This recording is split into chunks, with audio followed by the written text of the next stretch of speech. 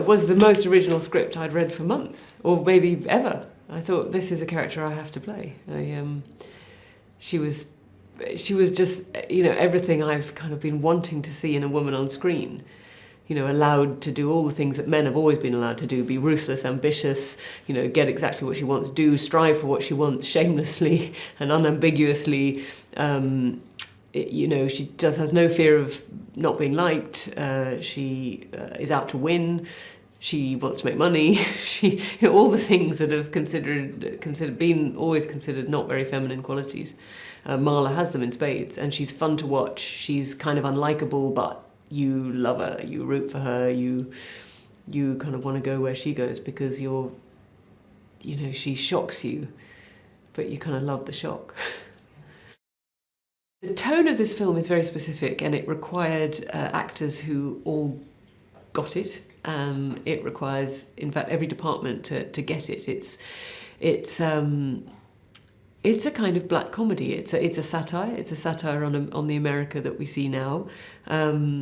It has moments of being very, very funny, but it has to always sort of tread that line of truth while kind of hovering maybe slightly off the ground. It's a very specific tone. It's a very cool tone. It's a very kind of iconic tone if we get it right. It has its own unique quality, and that is... I knew from when I first read the script that if the tone wasn't nailed, the whole film wouldn't work. And as soon as we hit day one, I knew that the cinematographer got it. The production designer got it. Jay, of course, he's written it. He knows exactly what he wants. And it is the tone that I had in my head when I first read the script. It's irreverent, it's dark, it's committed, it's funny, it's idiosyncratic, it's kind of quite rude at times. It's very, very specific. The title is in part satire, it's irony, but it's also fact, because Marla Greyson, my character, she's a guardian, a professional guardian for elderly people, and she does care a lot. She has a lot of wards. She does a lot of caring. But it's also, I think, a satire on, perhaps the kind of the virtue signalling that we see everywhere at the moment of people who are desperate to show us how much they care about everything.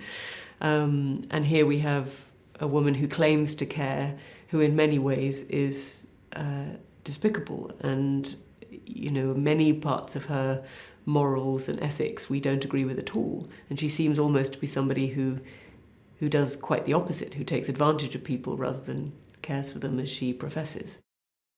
The underwater filming world is just quite another thing, and again it's a chance to see this character and see her give her all, and I think that's the exciting thing about Marla, is that she never gives up. She will fight to the death, and she wants to win, and you don't see that very often in female characters.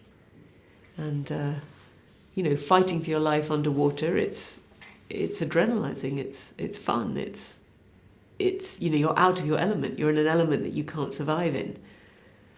And yet, somehow with the apparatus they've got set up here, you can do it, you can be locked in a car, it can be submerged in water, you can't breathe, and yet you can fight your way out. Marla Greyson, the one person in her life who she truly loves, is Fran, her wife. And I think it's so crucial that for a character like Marla, who has so many qualities that are not admirable, and who many of us might choose not to like, even though we grudgingly respect her,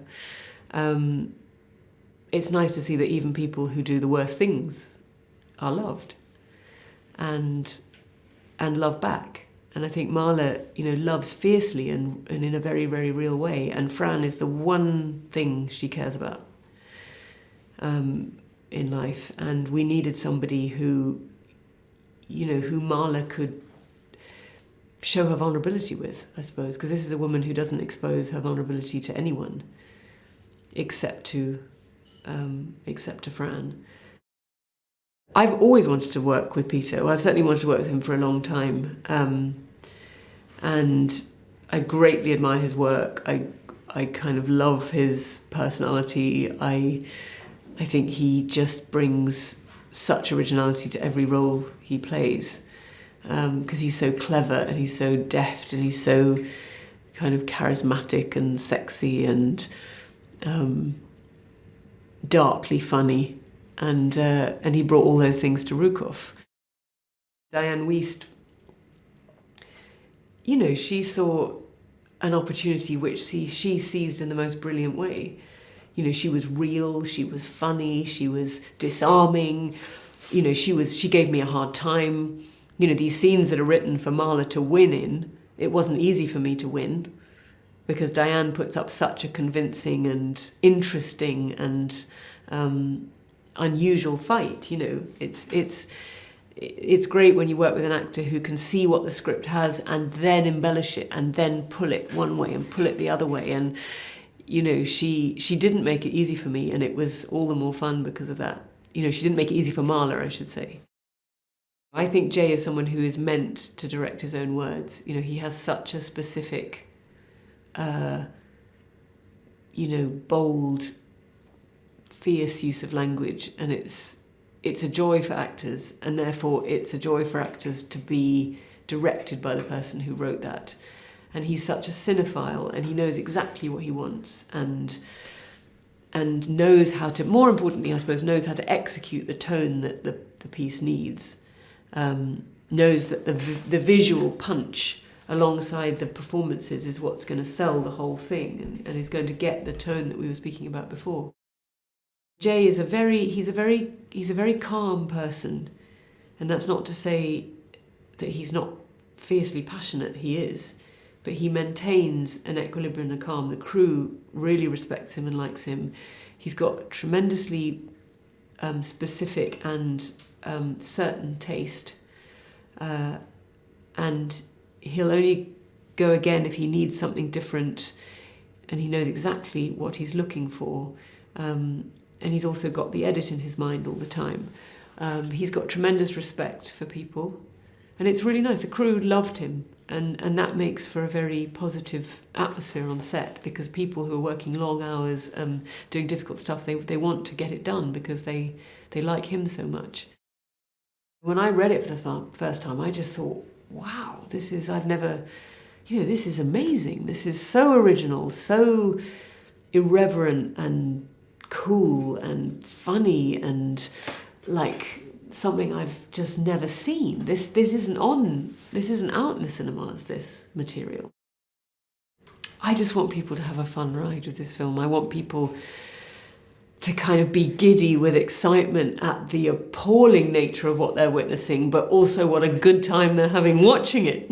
That's what I want people to feel. Jay is giving you the right in this film to love what you shouldn't, to kind of get into what you know you should disapprove of, and to relish what you know you should despise. And I love that. I love the kind of world turned on its head, and the way you root for people that you shouldn't, and the way you like people who you should turn away from. And then the way that the characters surprise you. I think that's also very cool.